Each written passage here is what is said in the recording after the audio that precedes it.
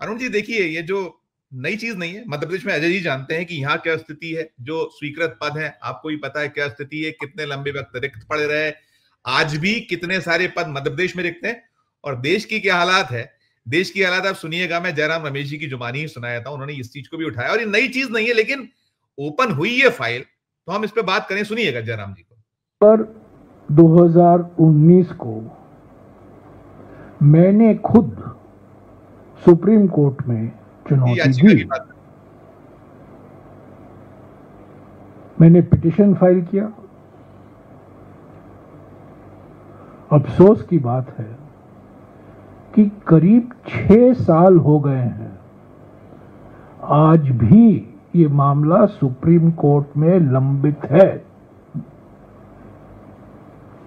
इतना महत्वपूर्ण मामला, करोड़ों भारतवासियों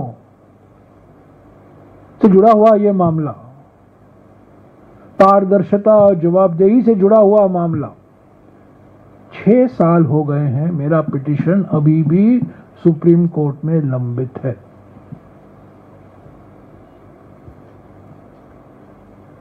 तो 2019 के संशोधनों के बाद एक बिल्कुल हमला किया गया, न केवल कानून पर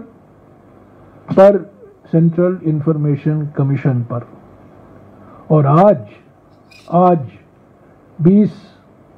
12 अक्टूबर 2025, 20 साल बाद CIC में न कोई मुखिया है, चीफ इंफॉर्मेशन कमिश्नर का पद खाली है, और 7 इंफॉर्मेशन कमिश्नरों की नियुक्ति नहीं की गई है 2 साल से, और सारा CIC सिर्फ 2 इंफॉर्मेशन कमीशन के द्वारा चलाया जा रहा है। लाखों एप्लीकेशन लंबित हैं RTI में। सरकार का कोई इरादा नहीं है इसको और नियुक्ति करने का। 2 साल से 7 ऐसे इंफॉर्मेशन कमिश्नरों की पद भरे नहीं गए हैं, और पिछले 11 साल में 7 ऐसे समय आए हैं जहां चीफ इंफॉर्मेशन कमिश्नर भी नहीं है, और आज जब 20वां सालगिरह मनाया जा रहा है, चीफ इंफॉर्मेशन कमिश्नर नहीं है।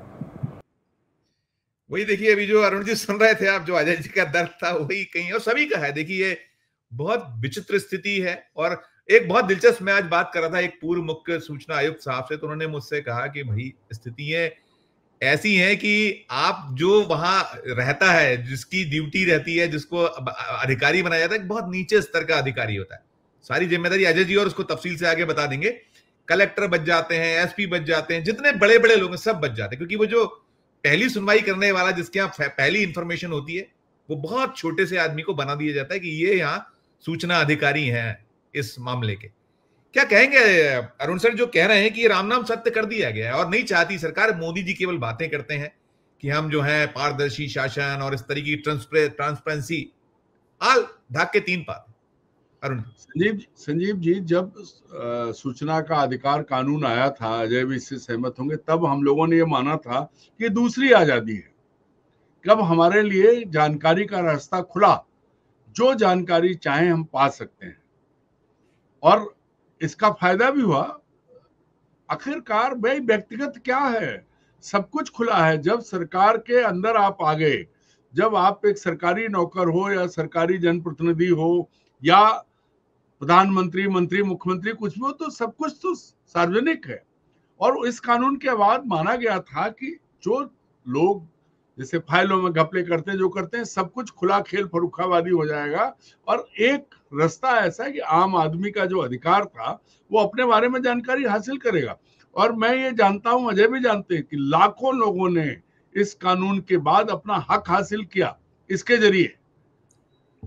मतलब आप समझिए कि सूचना का अधिकार कानून लोगों के लिए, ये जो जिन लोगों ने ये कहा कि ब्लैकमेलिंग का जरिया, और वो एक अलग मुद्दा है, लेकिन उस बहुत बड़ी संख्या में लोगों को उनकी जानकारी मिली और उनका भला हुआ।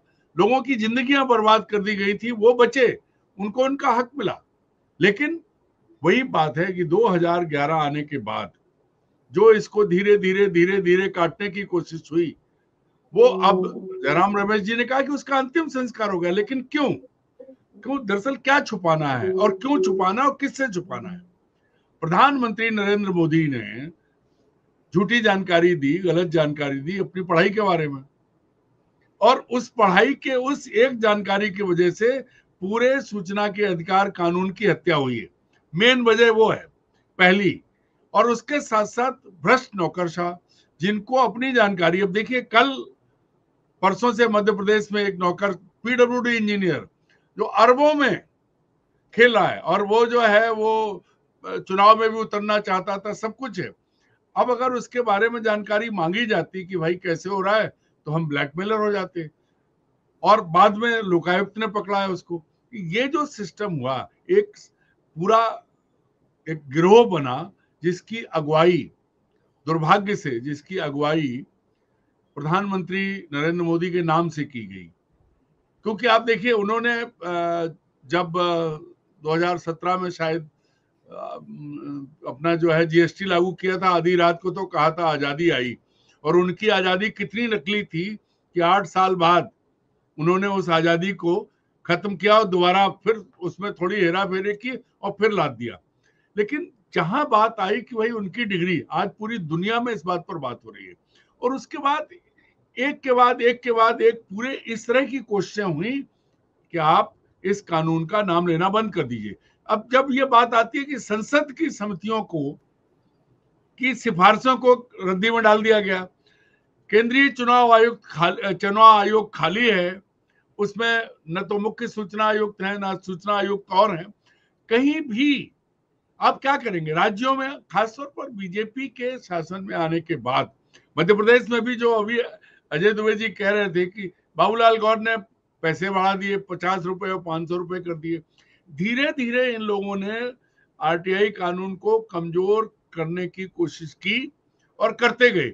उसमें आखिरी कील ठोकी आके नरेंद्र मोदी जी ने, जब उनकी डिग्री की बात आई। और आज देखिए फिर कांग्रेस भी नहीं बची। अब जब एक बार वो खेल हो रहा है, तो जहां जिसकी सरकार है, अब कोई सूचना देना ही नहीं चाहता। मैंने यही कहा शुरू में, जी, जो सूचना के अधिकार, सूचना कार्यकर्ता है अजय भाई जैसे, ये तो उन्होंने बहुत मेहनत की, उनकी हत्याएं हो रही हैं। आरटीआई एक्टिविस्ट कितने मारे गए? गुजरात के, उसका नाम मुझे नहीं याद आ रहा है, अजय भाई बताएंगे किस बात के लिए मार दिया गया। तो पूरे देश में कितने आरटीआई एक्टिविस्ट मारे गए? क्यों? क्योंकि वो सच सामने लाना चाहते थे। और दुर्भाग्य की बात क्या है कि एक्टिविस्ट मरते रहे, नरेंद्र मोदी ने आके कानून ही मार दिया। अब कर लो, आप क्या करोगे? तो ये जो स्थिति है, आप जाएंगे कहां? आपके सारे रास्ते बंद हैं। अब आप, रमेश जी कह रहे थे कि भाई 6 साल से सुप्रीम कोर्ट में उनकी रिट लंबित है। अब हमारे आपके जैसे सामान्य आदमी क्या करेंगे? किसके पास जाएंगे?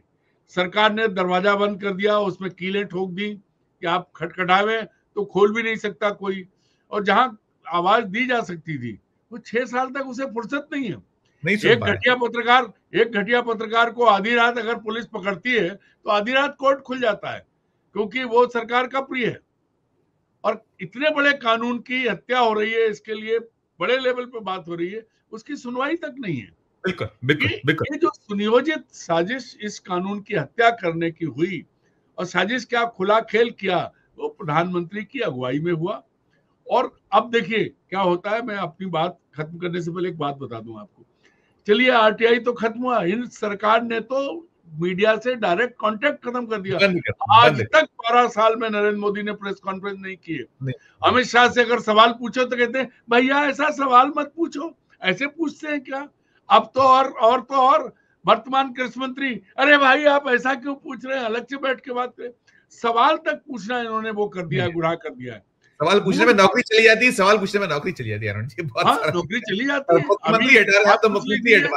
मध्य प्रदेश में एक आदमी की इंदौर में गई, तो एक की भोपाल में गई है, कुल मिला के। और नरेंद्र मोदी जी तो इंश्योर कर देते हैं कि नौकरी मिले नहीं फिर कभी, बिल्कुल घर बैठो। मैं एक टिप्पणी रविंद्र जी की लेना चाहूंगा, आप करिए। मैं यही कह रहा हूं कि ये नरेंद्र मोदी जी गोधरा उधरा और दंगे अंगे की छोड़िए, मैं तो व्यक्तिगत तौर पर मानता हूं कि सूचना के अधिकार के कानून के मुख्य अभियुक्त हैं। अगर कभी कोई बात इतिहास लिखा जाएगा तो इसका सारा दोष उन्हीं पर आएगा। Right sir, right sir. Arun sir, ये जो कहा हीरालाल त्रिवेदी साहब ने, देखिए तो ये ब्यूरोक्रेट भी, रिटायर्ड ब्यूरोक्रेट भी हैं और साथ में सूचना आयुक्त रहे। उनकी ये वेदना या पीड़ा कि करप्शन बढ़ता चला जा रहा है और आपको इंफॉर्मेशन नहीं देना है, क्या रास्ता है? फिर मैं अजय जी पे समअप करूंगा, अजय जी से पूछूंगा कि उनकी सबसे ज्यादा जिम्मेदारी पहले आपकी बताइए। सबसे पहले तो मैं ये कहूंगा कि त्रिवेदी जी जो हैं वो उम्मीद कर रहे हैं मीडिया से, और मीडिया बचा कहाँ है? जितने बड़े, जिसको आप मीडिया बड़ा मीडिया समझते हैं पंडित जी, वो सब तो मोदी की जेब में है। कोई भी संस्थान ऐसा नहीं बचा है जहां पर सरकार का हस्तक्षेप नहीं है कहीं भी, चाहे बड़े से बड़े संस्थान है। इंडियन एक्सप्रेस, जिसका मैं नाम लेता हूं, बहुत अच्छा माना जाता था, उसकी भी हालत खराब है। सरकार ने इतने दबाव बना दिए हैं आज की तारीख में कि मीडिया तो खड़ा होके सवाल कर ही नहीं सकता, और अगर सवाल करेगा तो जो सवाल करेगा उसकी नौकरी जा रही है, लगातार हो रहा है। तो ये उम्मीद तो अब फिलहाल मीडिया से तो करना बेमानी है, क्यों? वो बचा ही नहीं है। हाँ, जनता का जरूर है, और ये बात पक्की है कि जब जनता आती है तब क्या होता है हमारे आसपास, चाहे वो बांग्लादेश हो, चाहे नेपाल हो, और चाहे श्रीलंका हो, सब जगह ये हुआ है। अब उम्मीद सिर्फ जनता से है और ईमानदार लोगों से है, ईमानदार ब्यूरोक्रेट से, ईमानदार पॉलिटिशियन से। हालांकि ईमानदार पॉलिटिशियन ढूंढना, और अब पंडित जी माफ कीजिएगा, ब्यूरोक्रेट भी ईमानदार ढूंढना, वो जो है वो समुद्र में सुई ढूंढने के बराबर है। क्योंकि अब आप तो सेवानिवृत्त बहुत पहले हो गए, भोपाल के आसपास किसी जमीन के, किसी गांव की जमीन उठाइए, जो 2 साल पुराना आईएएस है काडर वाला, उसकी भी जमीन निकल आएगी। ये अब वो क्यों ना करें जब नेता कर रहे हैं? दोनों में पूरा, चाहे केंद्र हो चाहे राज्य हो, होड़ लग गई है ब्यूरोक्रेट्स में और पॉलिटिशियंस में कि कितना ज्यादा कमा सकते हैं। बिल्कुल। और अभी भी यही हो रहा है। आप देखिए, एक उदाहरण हम आपको देते हैं, महाकाल की नगरी उज्जैन, वहां जमीन को जबरदस्ती खींचने की, लैंड पुलिंग के लिए प्रस्ताव सरकार लाई, किसी ब्यूरोक्रेट ने उसका विरोध। त्रिवेदी जी उज्जैन से ही हैं। मैं पंडित जी को जानता हूं, इसीलिए मैं कह रहा हूं कि वहां किसी ने विरोध नहीं किया। वहां विरोध के लिए कौन आया? राष्ट्रीय स्वयंसेवक संघ। तो जो सबसे बड़ी दुर्दशा ये है कि अब पहले ब्यूरोक्रेसी जो थी कम से कम अपनी से रखती थी, अपना हस्तक्षेप रखती थी। अब अगर नेता चाहता है तो ब्यूरोक्रेट एकदम नाचने लगता है, क्योंकि हिस्सा बांट बराबर है।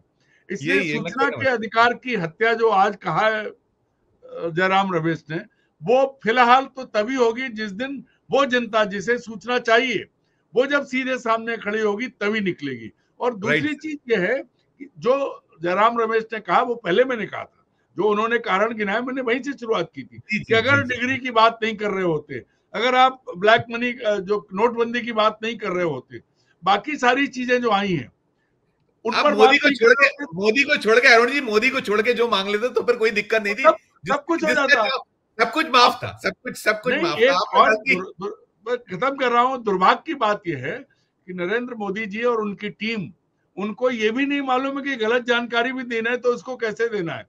कि वो डिग्री लाए तो कंप्यूटर पे प्रिंट करा के, उस जमाने में हाथ से लिखा जाता था। बिल्कुल, सारी चीज गलती करने वाला गलती करता है, जो गलती कहते हैं उन्हें एक ही तरीका बढ़िया लगा कि कानून बदल दो।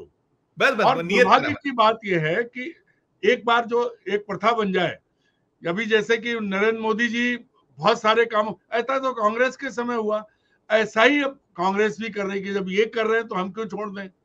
और किसी कोई गंभीर नहीं है आज की तारीख में, कोई भी दल जो सत्ता में है वो आरटीआई का दुश्मन है, ये मैं मानता हूं। और ये तभी होगा जब जनता गर्दन पे लात रखेगी किसी दिन, जब प्रधानमंत्री राष्ट्रपति को भागना पड़ेगा, उसी दिन ये कानून बहाल होगा, उससे पहले कोई उम्मीद नहीं है।